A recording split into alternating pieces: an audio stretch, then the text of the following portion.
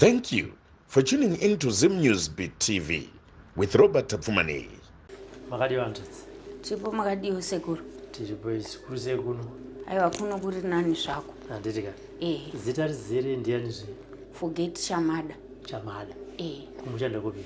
Mushande kwa Murewa. Kwa Murewa papi papo. Pa 44 darika pa 44 apo tusvika panonzi pana Chiwake. Okay. Pana Chiwake apo. Handiti. Muri menyu makazvarwa muri vangani? Takazvarwa tiri 6. Vakomana 2 vakashaika izvino tasara tiri 4. Vasikana. Vasikana tiripo tese, kumukomana ndiye asara 1. Handiti. Vari kupi vamwa? Sisi wangu vanogara kuDhamafosi wakuru. Kweya vamwe vacho vari kuDZ. Kweya hanzvadzi yangu inogara kuSt Mary's. Vane mhuri dzavo iko? Kuvabereki? Vabereki vakashaika vese. Kumusha kuna ani manje izvi? Na stepmother. Na baba? Baba vakashaika. Vakazorora mumwe mudzimai? Vantu vakanga vaitori nebarika kudhara? Vanga vane barika zvavo, but mama wangu ndo wakatanga kushaika, wabva wangosarwa nemukadzi wamudiki. Handiti. Saka vanhu pavana 6 vamataura ava nevekwa stepmother variko kana kuti vamai nini varipo? Vamai nini vari kuSouth wese. Vangani? Kune 3. Kune 3? Handitika. Kunoku mabva kwaMurewa makatanga kugara kupi? Inini ndingangoti vabereki pavakandisiya ndiri chiri mwana mudiki. Ndakatanga kugara nasekuru vahanzvadzi yamama, ndakagara kwaMutare. KwaMutare ikoko bva wazobva nini sekuru bva watakugara kuKwekwe. Tabva kuKwekwe sekuru wangu vaingochinjwa makambani, vaita zvekubika sipo. Tabva kuKwekwe ikoko vandazotorwa nasekuru adiki vanonzi sekuru Clever. Ndatanga kugara kwaMutoko. KwaMutoko ikoko ndo vandakazotorwa nasisi wangu wakuru semunhu akanga ane nguva ndisingazive baba. Baba wangu achibva vati munotora mwana, ndo pandakazonoona baba 96. Ndatanga kugara kwaMurewa. Makazororwa gore ripi inini? Inini ndakarorwa sekuru 2004. Ndakatanga kugarawo nemurume wangu 2004. Ndatoona situation yacho yanga isina kundimirira zvakanaka, ndandiri munhu aishungurudzika zvakanyanya. Zvekuti ndakatombosvika pakutombotiza ndichichengetwa nastepmother waindishungurudza. Ndatombotiza mandaenda kwamainini kuOld Tafara. Ndakatoenda ndisina mari yelifting, ndakatoita zvekukumbira. Uchibva kwaMutoko? Aiwa, ndichibva kwaMurewa. Uchibva kwaMurewa? Ndatoita zvekukumbirawo malifti, ndichiisawo chichemo chekuti vandisvitsawo kunhingirini kuna mainini wangu kuOld Tafara, asi amainini avo vakazoshaika. Kana muchiti amainini vaikushungurudzai uye zvakare makatozobva muchiita zvekutiza, kushungurudza uku kwavaikuitai kwanga kwakamira sei? Ndishungurudza kwaindiita vaigona kuti sisi wangu wakuru vaigona kutumira mari vachiti mwana ngaende kuchikoro, asi inini ndaisazoenda kuchikoro kwacho. Ndandiri munhu anga kungetwa sort of house girl pamba, ndichichengeta vana vamainini ava vemukadzi wababa mudiki. Ndini ndanda kungoita zvese, asi kuti ndichikwanisawo kuenda kuchikoro panga pasina. Saka kuchikoro makatozosvika papi? Kuchikoro ndakasvika form 3. Handauzopedza zvangu. Saka ivo amainini pavanenge vachiti vana vavo vachienda kuchikoro, vanokuti usaende kuchikoro, havabhadhiri mari yeschool fees, vanozvifambisa sei? Vanga vasingandibhadharire mari yechikoro. Plus kana mabatiro acho chaiwo waitondibata zvekuti vanhu vemucommunity chaiwo vaitozviona kuti mwana uyu haana kugara zvakanaka. Kuchikafu? Chikafu vaitipa zvedu, asi zvanga zvitongori zvekuti taitaimirawo paipe pavanoti vambobuda nekuti vaigara kuHarare nababa. Isusu takazenge tavana tega tega pamusha. Saka taitotaimirawo pavanobuda vachinzi vamboenda kuHarare paindo pataitowanawo chikafu chinenge chiri nani. Baba vaiziva here kuti ndo upenyu hwamairarama? Baba vaizviziva. asi kuti waitawo action panga pasina semunhu anenge angakaitwa kunge angakagadzirwa. Nekuti hembe dzawo chaidzo baba waitosvika papoindi yekutombodziwacha wari wega. Havakatomborarama life iyoyo kutoti vaitowacha wega kunze kutoti kana isusuwo vana tiripo panguva yacho yataigona kutiwo ndaigona kutorawo kana hembe dzangu nedzababa ndobva ndanowacha. Ndo life yawakamborarama iyoyo. Saka vakazoshayikira kuti baba? Baba wakashayika 2021.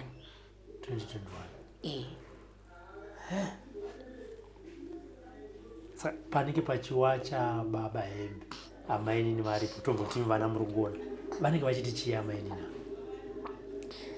Amainini hatina kumboona zvavo kuti vanga vaineka kutaura but taitongona baba wachiwacha wega taitoziva kuti baba wedu something wrong, pane zvakatoitika pavari kuti vasvike pastage iyoyi yekunge vachiwachiswa hembe.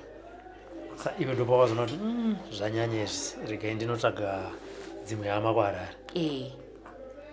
Saka pawakasvika kuHarare wati ndi amainini? Munin'ina wamama. Munin'ina wamai. Akasvika kugamuchira chiti chii? Akasvika akandigamuchira nekuti ndakasvika ndichitaura kuti zvinhu hazvina kutimirira zvakanaka nekuti iye akatongoonawo musvikiro wandakaita nekuti ndisina kana bhegi, sina kana bhutsu. Atozviona kuti mwana auya kuzopotera. Baba naamainini vakazokutsvagai? Amainini ndo wakazouya vachinditsvaga asi wakasvika pakutotukwa namainini munin'ina wamama kuti muri kushungurudza mwana ndosaka atizira kuno. Iye wakati chii? Vakatanga uchema. Ndobva wangodzokera zvavo? Wakabva wadzokera. Handiti? Saka ndopakazoya pfungwa yekuti regai ndiroro? Nemurume mainyatsowirirana zvakanaka here kana kuti zvakanga zviri kungoti handina pekugara regai zvichida munhu anogona kundichengeta? Tanisingagare zvakanaka sekuru murume anga ari munhu anonzwisisa zvake asi zvaiita pamumba zvakakonzeresa kuti ndinge ndichisiyana naye.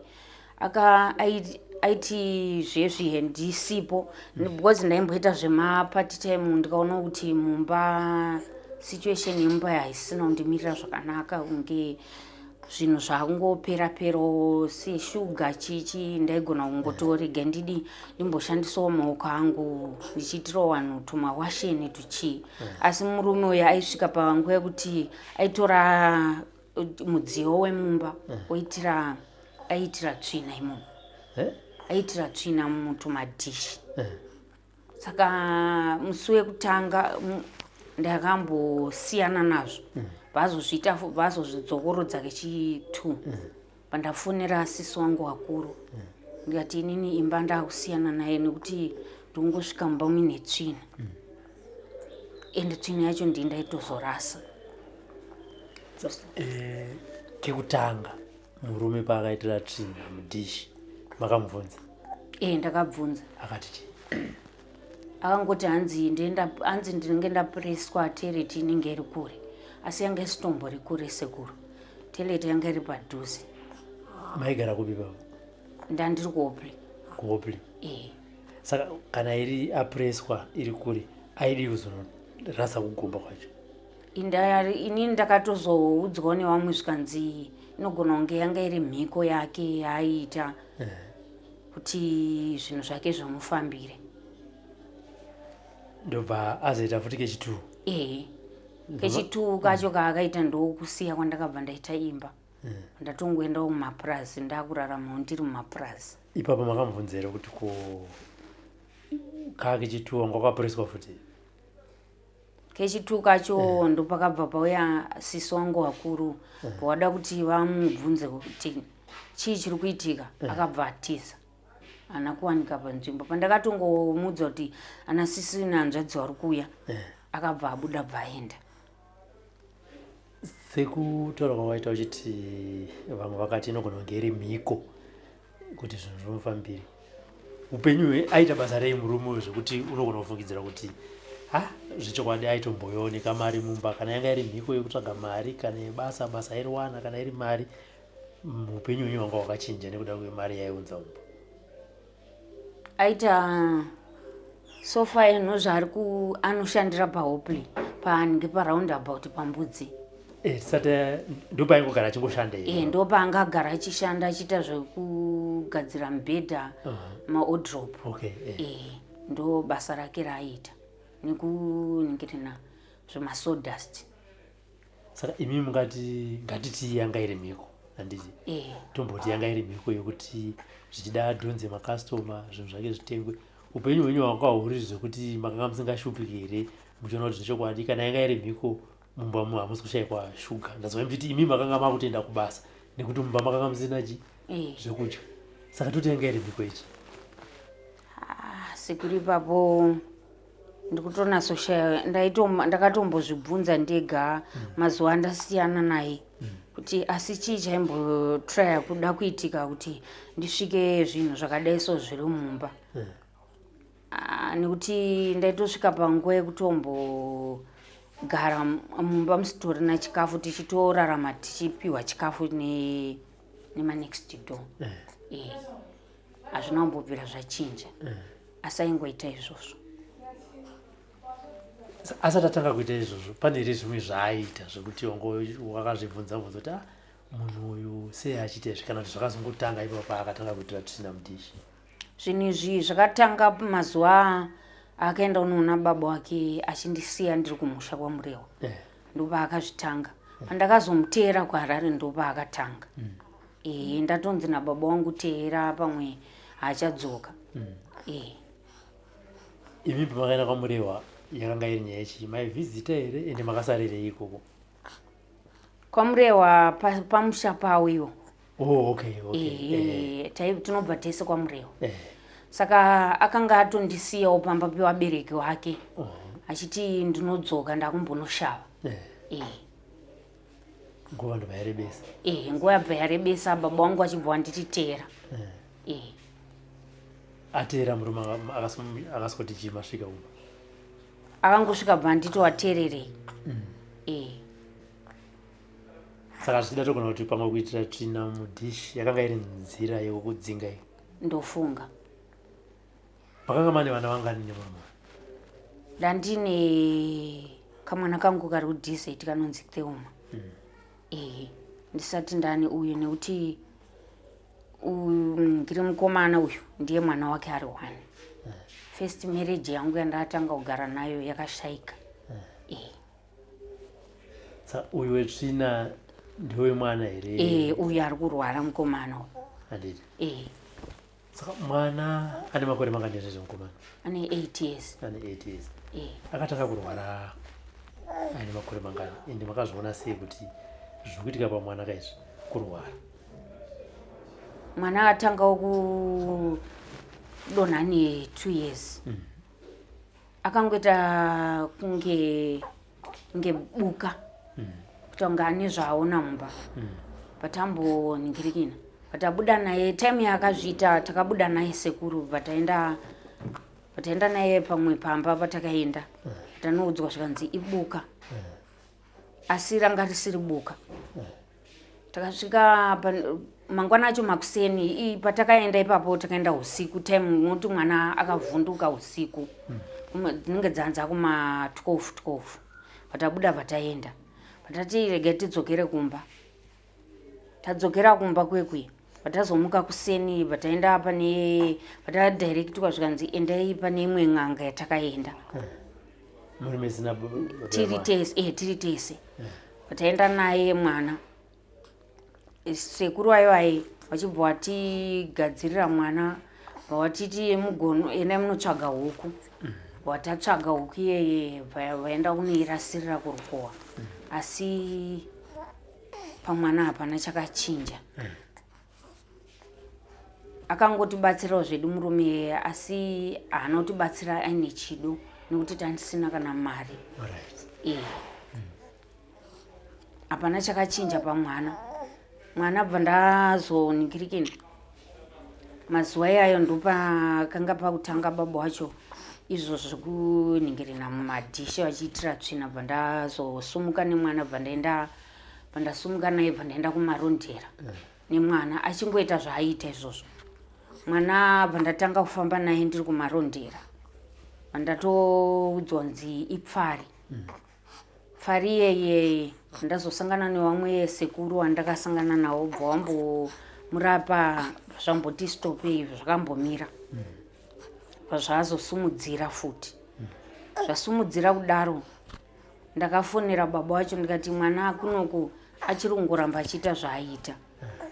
Zvikanzi nababa wacho zvipedze wega.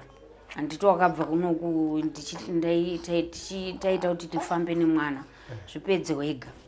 Ndatanga kufamba nemwana sekuru ndakafamba naye mwana asi hapana chakafamba. Ndakatraya by all means ndichienda kumaprofita asi hapana chakafamba kusvika ndizobva kumarondera ikoko mandauya kuSHAMVA. kuSHAMVA kwacho ndichingofamba naye mwana asi hapana chiri kuchinja. Ndazosvikawo panguva yekuti ndakazenge ndichionawo mavhidhiyo asekuru. Mwana achidonha muchienda kumaprofita vaingoti pfari here vaiti chii? Maprofita vaiti haisi pfari. Mwana ari kushandiswa. Anzi ari kushandiswa. Vamwewo vainditi vaingomuyeresa, wamuyeresa kudaro vaiti vaizongotiwo zviri pane mwana zvakaoma. Waingoti zviri pane mwana uyu zvakaoma asi vasingazomupe kundiso. Baba murume wenyu vanova sekuru vemwana makambavazivisa here kuti ndoda muzukuru riri kusangana nemuzukuru wenyu? Sekuru vakabereka baba vakashayika. Vakashayika zvese namai. Murume makazonomupa mwana? Murume bva ndanomupa mwana akaendeswa nasisi wangu. Angakura zvakaita sei baba? Ngani 5 years. Ende vamuendesa ndopa ndakazenge ndakubatwawo nasisi wangu vachinditi ndopa vaindifonera vachindiudza kuti mwana iko zvino adzokera back to zero utanga kuti day. Hanzi pavakanomusiya kuna baba vemwana, baba vemwana vakasoti chii? And ndikunzwa kwamaita imimi aigara sei mwana ikoko? Mwana anga asina kugara zvakanaka nekuti baba wavo vakarora mukadzi mumwe ane mhuri yake. Saka mwana haana kusvikoita nguva nababa wake. Akasvika vakabva vasvika bva mutransfer bva aenda kwamurehwa kunova kune dzinza ravo. Mwana ndoko akabva anotakurana nemhepo dzemumusha mavo bva zvazongoita wese. Kwanga kunani kwamurehwa? Kuna tete hanzvadzi yavo iwo. Ndo vakanga vakuchengeta mwana? Ndo pavakazofonera nyaya vachinzi mwana awese? Vachiti akanga awese hanzi akanga aita sei baba? Vaiti ndakavabvunza pafoni ndikati kana muchiti awese akuita sei? Zvikanzi haachataura. Asaitaura sekuru. Haachafamba asaifamba. Murume makazomubvunza kuti ko urwere hwapa mwana zvamira sei? Handina kubvunza sekuru, handidi kunyepa ipapo. Ndikati ndakabvunza kune murume handaubvunza. Asi ndakangoti semunhu ndakazvitakura ndakabva ndangoti handingade kuzviwedzera BP pane imwe. Ndangosiyana naye. Ndakasiyana nazvo. Ndazongoti kuna pamba pandikugara bva ndanzi nemukadzi wepo mwana ngauye nekuti ndopaishanda baba uyu bva ndasara ndiri papo. Baba wacho pawakatiza ndobva ndasara ndiri papo. Saka pandakasara ndichigara ipapo ndopa mukadzi wacho muridzi weipapo ndiye akati torai mwana mugare naye. Ndokuya kwakaita mwana. Ndakangoti mwana ngauye kunoko. Mwana akaita zvokunzwa kuti mwana mutora? Baba wacho ndiwakaenda nehanzvadzi yavo kuna asisi wangu kudistrict. wangonosiya mwana panika mwana kadiki kane 10 years wangosiya wasikati ngonotsvaga kufodya kubva waenda. Mimi amazomfonera kumubvunza kuti wangosikusiya mwana zvakamira sei. Zvese izvozvo zvokuti ndizovaudza kuti mwana mamusiya handina kubvunza sekuru ndakazongodhilana nesituation yanga ine mwana panguva yacho nekuti yanga isinomira zvakanaka. Ndakabva ndakashokwa nezvakayari. Akaita sei mwana zvakakushokai? Makumbo ake hameno zvanga akaita achiyerera masiriri anga anguita unge Down syndrome.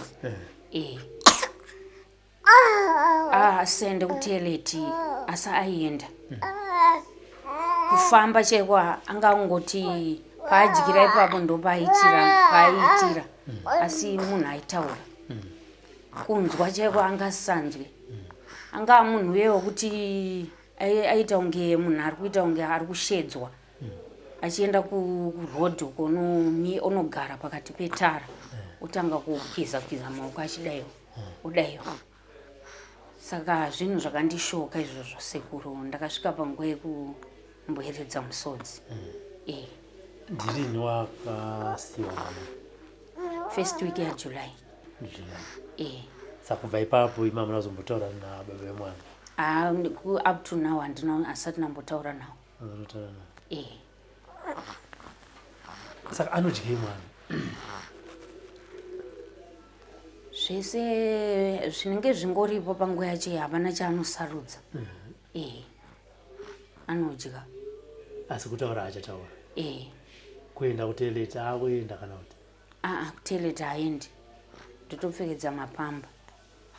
Ane 8 years?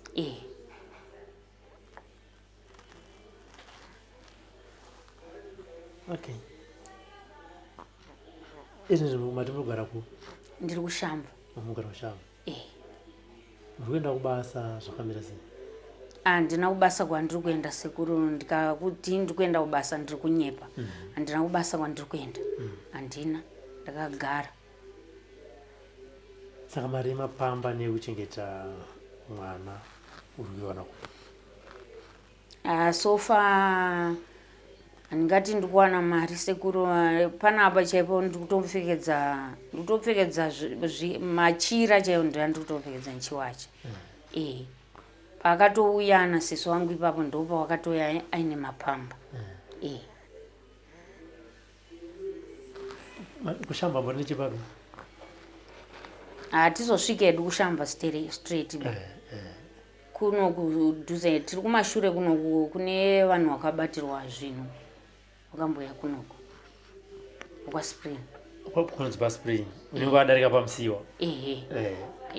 Saka tongoti pakati pekwamusiwa neSpring. Handiti? Murume. Alright. Ipapo makashurikana kuti nestate sekutaura kwamaita kuti makaona mamiriro anga akaita mwana nekurwara kwanga akaita mwana zvanga zvisinganyatsokuita kusvika vana nhasi baba vemwana musati mataura navo? Handisati. Chikonzero chiri makashatirwa? Ndakashatirwa zvawakaita zvacho hazvina kundifadza. Kuratidza kuti wakatongoti zvionere nekuti musiro wacho wakaita mwana wakatoratidza kutoti hapana kuwirirana. Hapana. Vachirungoshanda ipo paroundabout? Ndopavari. Vachingoita zvekuveza izvozvo? Saka rubatsiro rwaungade pamwana chekutanga izvinezvi ndechii? Mwana wako ane 8 years asiri kutaura, asiri kufamba, anongodya nekuzviitira ipapo. Rubatsiro rwandotongodawo sekuru semunhu yezvinozvi handina chandiri kuita. Ndinongodawo chikafu ndo chandiri kunyanyodawo kuti ndibatsirwewo kune vanenge vachida kundibatsirawo. Chikafu chiri kundinetsa nekuti ndiri munhu yekuti iko zvinozvi ndapa nguva yakaoma ndakambenge nditori nekamwe kamusikana kanonzi Lucia kakatosara ndakatokatorerwa nehama dzekwandakarorwa watoona kuti situation yacho haisina kumira zvakanaka ndine murwere woti uyu kuti kamwe kacho ikauka ne 3 years Sa izvi mwana anokuswera akagara sei zvandamuna akaita izvi? Anogara kufamba atotanga kutofambiro panapa kutofamba nemakumba akutotsika ari kutotsika but hasati akunatsofamba zvokuti ndikutoona makuseni pandambomusumudza achinhira abuda ega panze asi kunzwa kunzwa pane pandamuti Titus anga aita zvokutsvaga kuti ndiana kundishedza kureva kuti nemishonga yamuri kupiwa pari zvinenge zviri kutochinjei kana kugwina kwacho handina kumbobvira ndamuona achigwina kubvira musi wandauya anoita zvokugwina akarara saka kubva makatanga kupiwa mishonga handina kuzomboona kugwina kwake mapinda matare here kuti mumbonzwawo kuti tsanangudzo dzacho panapa zvakamira sei? Aiwa handisati sekuru wangu kuti ngatimbotanga tarapa mwana tinoona zvakamira sei. Kuna baba vemwana ndoziva kuti hamusi kukwanisa kutaura navo, hamusi kukwanisa kuvaona, ndoziva kuti vanogona kuzoona vhidhiyo iyi kana hama dzavo dzinogona kuzoona vhidhiyo iyi. Mungade kuti chii kuna baba vemwana? Kutaura navo? Ngatiti makatarisana navo baba vemwana saizvozvo shoko ramungade kuvataurira imimi nderekuti chii? Ndingade kutaura navo ndingakwanisa kungotaura navo kuti vakandiregerera ndichifamba ndega nemwana. Saka zvoitwa sei? Munoda kuti vaite sei baba? Baba vanga vanofanira kutirimukawo pane mwana zvawakaita zvina anombonaka. Hapana munhu akazvifarira sekuru. Wakatoratidza kutoshora nokuti kwakatoenda kwacho sisi wangu wataure ivavo asi vakuru vacho vanogara kudhamafosi ivavo ndiwo vanotaura manje asi wakatotya kuenda ikoko vaenda kune munhu ari soft. Murume anonzi ane zita rake rizere nepaanoshanda? Anonzi Geshe muchiguma. Anoshanda pa roundabout pambudzi. Mati ane imwe mhuri kutaura kuno? Ane imwe mhuri? Kuhama dzake dzese hapana mumwe munhu wamunotaura naye? Pamafoni? Hapana. Alright. Kana hanzvadzi yake akauya naye achi? Taingotaura tese mazuva acho handichiri tese but iko zvinozvina wekuti mafoni namba avo handina. Ndofunga nekufamba kwenguva munogona kuzombodzokerawo paari munoti ndauya kuzotora mari yemapamba yekuti mwana aite sei, mwana apfeke, kana ndauya kuzotorawo mari yechikafu, kana ndauya kuzotora mari yekuti ndimbotengera vana mwana zvekupfeka. Saka mati mwana ane 8 years handiti?